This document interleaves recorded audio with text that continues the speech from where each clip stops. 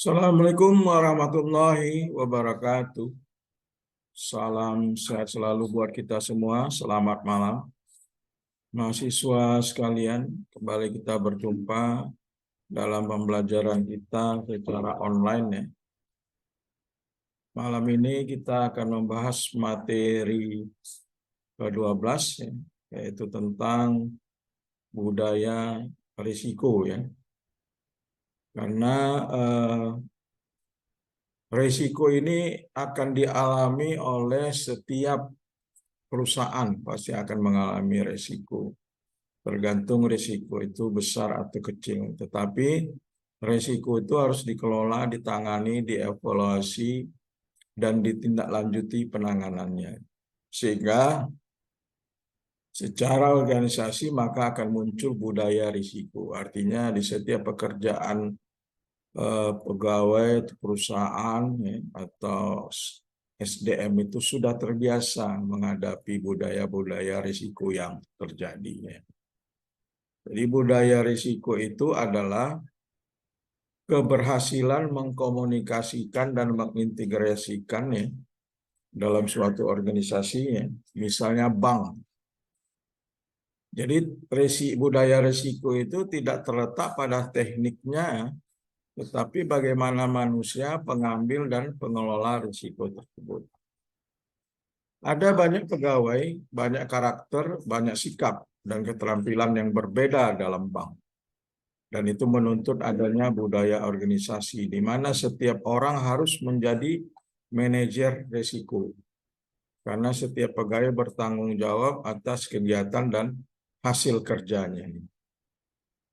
Adapun pengembangan budaya manajemen risiko itu jauh lebih penting dibandingkan membangun sebuah kebijakan dan prosedur yang paling komplit, karena pengelola risiko harus diimplementasikan kepada setiap orang dari jenjang paling bawah sampai pada jenjang paling atas.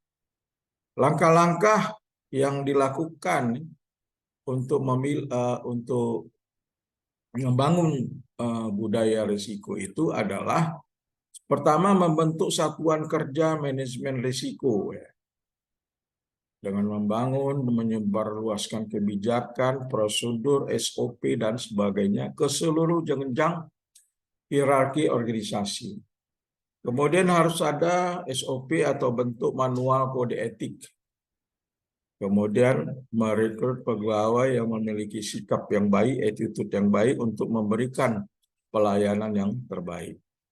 Lalu menjadikan manajemen risiko sebagai syarat untuk menduduki semua posisi manajemen. Kemudian menerapkan sanksi bagi pelaksana yang mengemban tugas sebagai pengambil risiko. Kemudian tentunya harus memberikan insentif ya, guna mendorong pegawai mengolah risiko dengan baik. Lalu menerapkan seperangkat aturan agar pegawai tidak berani mengambil risiko yang berlebihan di luar kewenangannya ya. Lalu memasukkan penilaian kinerja mengelola risiko ke dalam proses penilaian kinerja pegawai.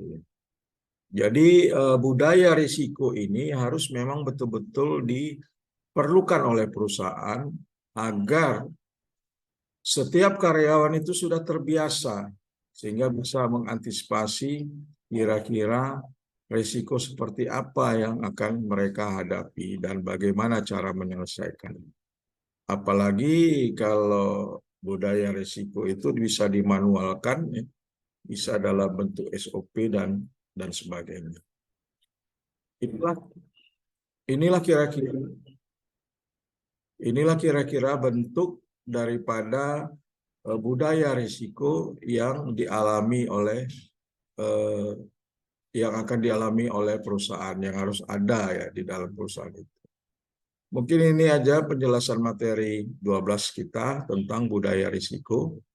Untuk itu silakan Anda dapat mencari referensi-referensi lain ya, di buku-buku manual atau buku-buku teori daripada manajemen risiko. Mungkin ini aja penjelasan dari saya. Saya harapkan Anda paham. Saya ucapkan selamat malam, sehat selalu untuk kita. Assalamualaikum warahmatullahi wabarakatuh.